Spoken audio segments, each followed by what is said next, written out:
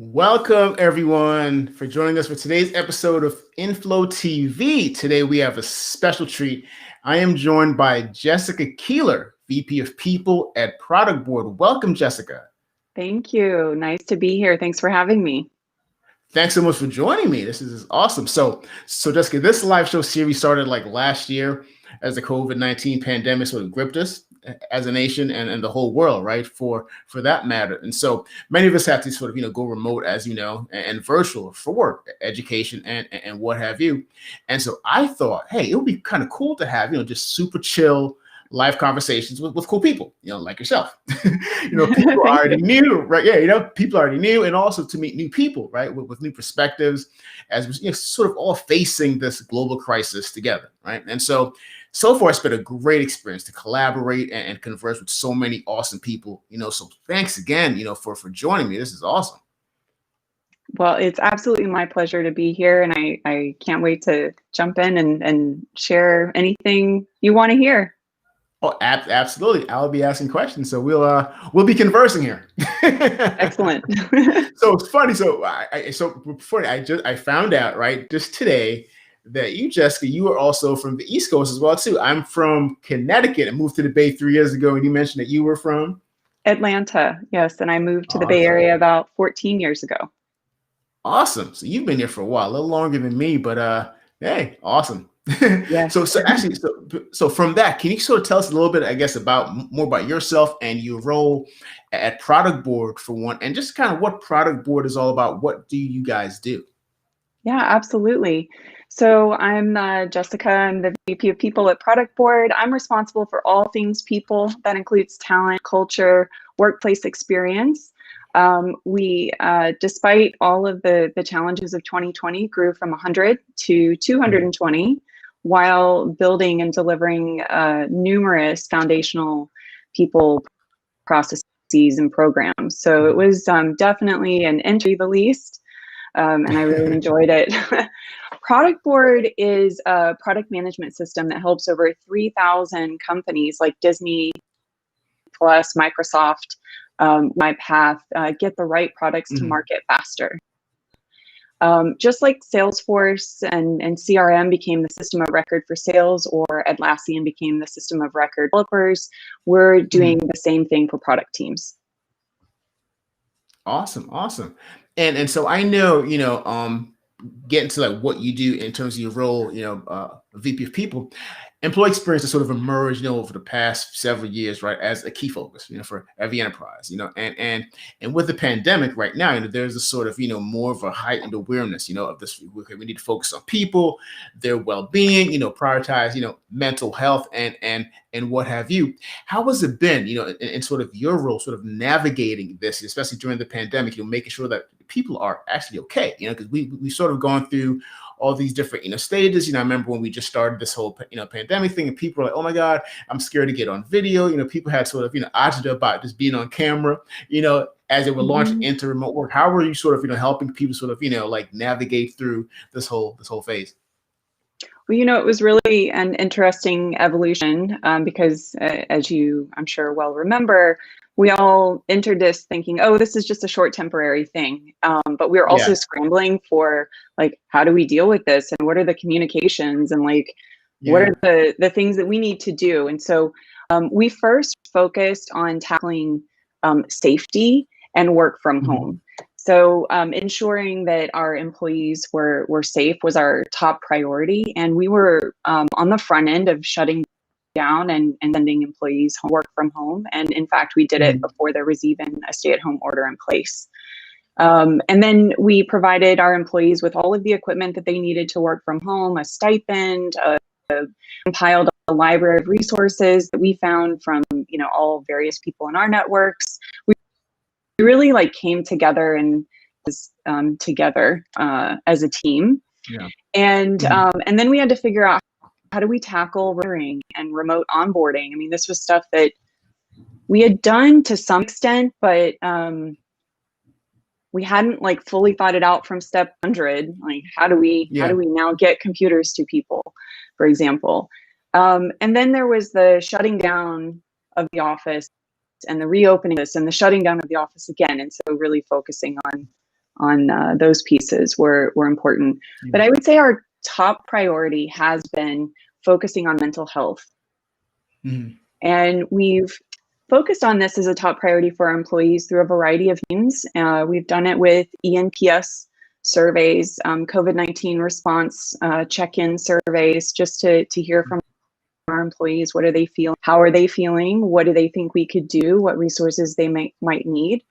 Mhm. We provided them with a wellness stipend. Everyone has access to a Headspace account, meditation. We actually had Oh, some awesome. employees like just tried to lead meditation and yoga, Mhm. company-wide yoga sessions, Yeah.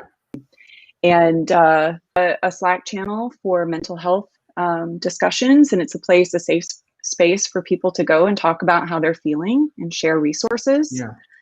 And we did, as a people ops team, various team members were checking in with people across the business. We were alerting our managers to, check in with, let us know if there's somebody we needed to check in with. And as we were allowed to reopen offices, we did so for those who were really in need and really Mhm. feeling the isolation at home. That's awesome. Yeah. So it was a real, I was anticipating asking you about, specific initiatives, but you guys really, in terms of your initiatives, were really based on just the well-being of people, and that Yes, everything had to sort of revolve around, if people, because if people aren't doing well, then, what are we, right? It's they have to sort exactly. of focus on their well-being first. Absolutely. Yes, that was a top priority. And also I neglected to mention that we led from the top. So we really Mhm. modeled, what we wanted employees to do, which was take care of themselves. We strongly encouraged taking time Yeah. off and, using their sick days for mental health days if they needed to, Mhm. and really like being offline as so that people know that when Yeah. they take time off, that they should be off as well and actually rest. Yeah, yeah, and that's one of the key things I found during this time, especially during this crisis, where empathetic leadership is so critical. Like you mentioned, top down, it has to start from the leadership. There has to be empathy, transparency, and just really open communication, so that people sort of know that they're cared for, and that they're sort of put first within all this. Absolutely. And in fact, empathy is one of our company core values, and we really do try to embed it in Mhm. how we lead as leaders of the company, but also how we interact with our customers. Yeah, that's awesome. So given sort of what Product Board does, right? I've always talked about, or said that EX, employee experience, and the customer experience, are inextricably linked, right?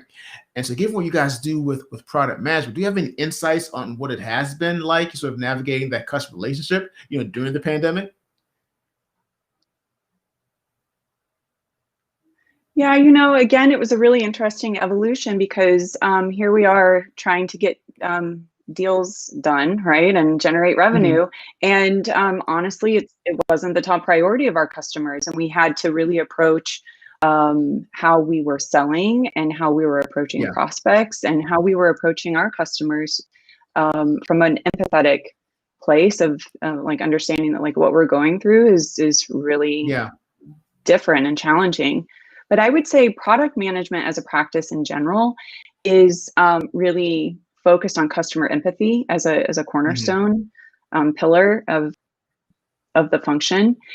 And we try yeah, to apply the same approach in the people function as well. It's like really hmm, understanding where our employees are coming from, what their pain points are. Similar to in product management, you're trying to understand your customers' pain points so you can deliver the best product for them. We try yeah. and do the same thing on the people side. Yeah, and that's so true, because you're right. With product management, right? You are, you're looking, okay, what do people actually want? Right? And you sort of have to Mhm. solve for that as you develop your, product roadmap. It's based on what people actually need and want. Yes, absolutely. And I think that there are many overlaps between like the customer experience and the employee experience. I mean, if you think Mhm. about the different things that you measure on the customer experience side, there's, Yeah. the acquisition. I mean, that equates to recruiting, like talent acquisition. How do you Mhm. get talent into the company? There's engagement on the customer engagement side. Same thing on the employee side. There's employee Yeah. engagement. And there's retention. We want to retain our employees. We want to retain our Mhm. customers. And certainly, not to be forgotten, but you have things like advocacy. So Mhm. who's promoting you, and then what's the overall experience your customers are having product, and same on the people side. What's the overall experience you're having with your company? Exactly. And I like how we've sort of moved and started this with the focus on people, right? Because I think that's the most important thing. We haven't even gotten into tech and all that, but Yeah. it's really about right because whether it's to your point, the employee experience or the custom experience, you have to focus on the actual people and how are people experiencing the workplace. How are your customers experiencing you, the brand, and what have you. Exactly. I think that again, the empathy piece is just sort of woven through the whole journey that the customer has with your product, and then also Yeah. that your employees have with your company. No, absolutely. And so, so with that, what has been the role or the importance in your estimation and for managing people, but also being a company that's so customer focused? What's been the role, or importance of or technology with respect, to work culture and the employee experience? Yeah. Well, Productboard is a bit unique in that we almost rely completely exclusively on Slack to do all of Mhm. our collaboration. Yeah. I mean, like email is, if you send someone an email, there's a very low chance that they've read it.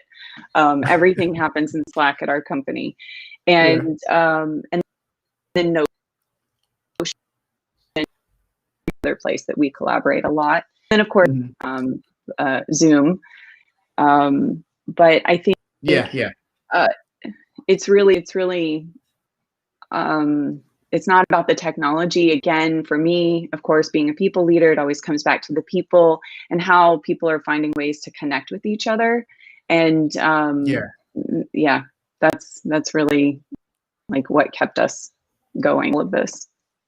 Yeah. I mean, because it's funny. So I'm a by origin, a collaboration analyst. I covered everything from email to instant messaging, communications, collaboration, like unified communications, all this, a video and so forth. And I've been preaching this stuff for years, and and adoption has always been slow, right? And what we saw, right, this past year in 2020 was just a rush. Zoom, right? Zoom became this huge thing, even more so, right? Zoom fatigue even happened because it was so much of it, right? And so all these, sort of tools that I was preaching that, oh my God, it's so beneficial to your teams and orgs, not everyone's on it. And so we've talked about we've talked about digital transformation, for years, and we had a transformation that just happened overnight. So all the conferences we had on transformation, all the books that are written, none of them actually prepared us for last year, right? Or even predicted what that would be like. But we all, as a people, realized that we needed to connect, right, and collaborate. We just said, hey, we need the tools that will enable us to do that. And so it was a natural, to me, progression to sort of seek out certain tools like video, like team collaboration, so forth, and chat to connect and collaborate with people. Absolutely, absolutely. And I think you actually raise a good point around like the digital transformation and just sort of like all of a sudden everybody had to adapt. Yeah. And um it was really this like need to survive, right? Like the Yeah. businesses had to adapt in order to survive, and that required figuring out new ways to Mhm. collaborate with each other. And I think that, again, to tie it back to the people analogy, it was the same thing. Like people just needed to survive through this. Yeah. And the tools certainly allowed us the opportunity to get through it in a collaborative and as uh, joy way as we possibly could, all things considered. No, yeah, because it's like if you need to reach out to someone to connect, for work related stuff, whether it's a team chat or video, it's like It's whatever made sense to make that happen. And for so many people, especially, with whether it's education or, us here with remote work, or it's connected with grandma, video became this thing that was like, wow, it's always been there. And for years, video is going to be the next big thing, right? But it always ceased to be the current big thing.